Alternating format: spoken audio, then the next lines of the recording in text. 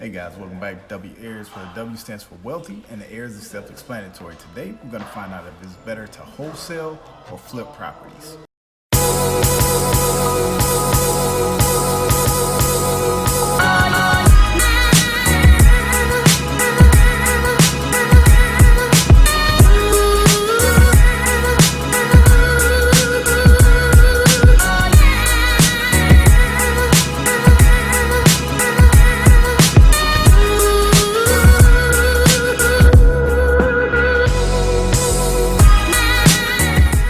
So, you got some information, you want to get started in real estate, and somebody tells you about wholesaling, somebody tells you about flipping. Well, I'm gonna share two stories because I've done both. You know, in wholesaling, I'd say you don't need that much money to get started, and in flipping, you need a lot of money. Well, it's kind of false in both cases. It just depends on how you look at it. So with wholesaling, first story, very first wholesale deal. I waited until I got my tax return. When I got my tax return, it was like $2,200. This is back in like 2013, I believe. I took the $2,200, did some research on a website called biggerpockets.com. Really great website to get some free information about it, investing in real estate. And I learned as much as I could about wholesaling, right? So I say, listen, I can read all day, but if I don't put no action into it, it ain't gonna mean nothing, right? Just head full of knowledge but no action, right? So what I did was I took the 22, I took 1,000 of it, and I put a deposit down.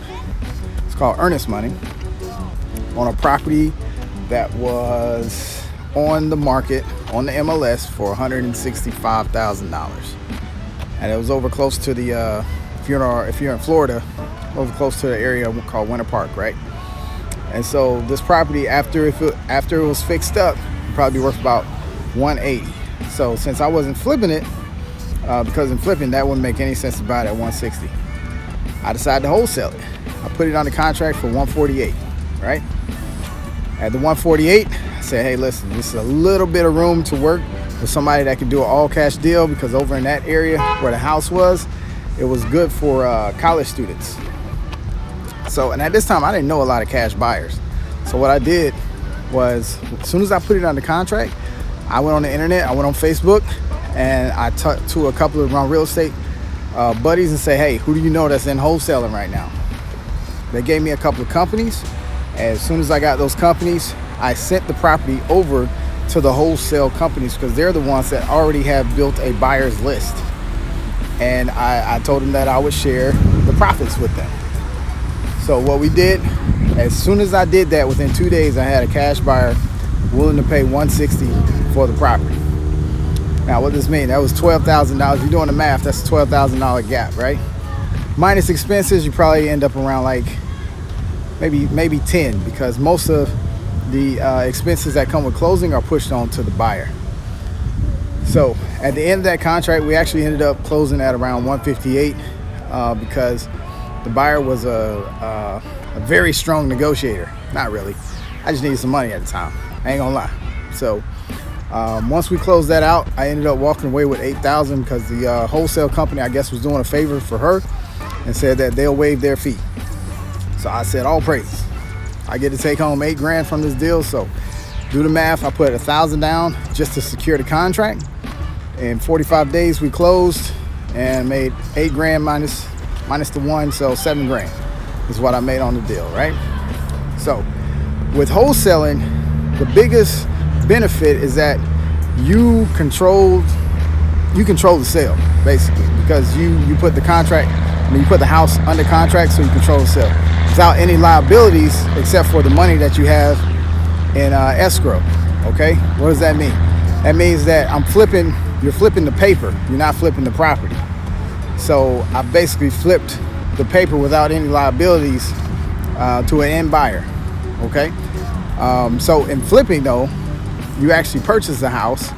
There is liabilities. You got to get insurance, you got to find the money for the down payment, and you got to find the contractors that won't run off with your money when fixing up the property. In both cases, you can make a lot of money. Some wholesale deals you can make up to $300,000, but those are more commercial deals or higher end properties. higher end million dollar properties. And flipping, you can end up getting anywhere from 20 to $1.2 million or whatever on the flip. It just depends on how the numbers work. So is it better to go wholesale or flipping? Depends on your situation. Flipping takes a little bit more time. Wholesaling is a lot more stress because you got to find a buyer within the time of the contract, or you have to renegotiate your contract. But when you're flipping a property, you typically have anywhere from a month to 6 months before that property is ready to put it on the market, and then find an end buyer with no problem. It doesn't have to be a cash buyer. It can be a conventional FHA or VA buyer. And just to let you know that if you buy a property to flip it and you get it ready in 2 weeks, FHA guidelines, not 100% on the VA, but FHA guidelines, that property has to sit for at least 3 months before you can close on it with an FHA loan. So just keep that in mind. But yeah, wholesaling and flipping, both really good ways to get into real estate. Do I prefer one over the other? I started with wholesaling and then I went into flipping. Good key point though is every deal you go into, anticipate having the wholesaler. That way you get the best numbers, because you never know when something might happen to where you can't finish the flip and you need to wholesale it.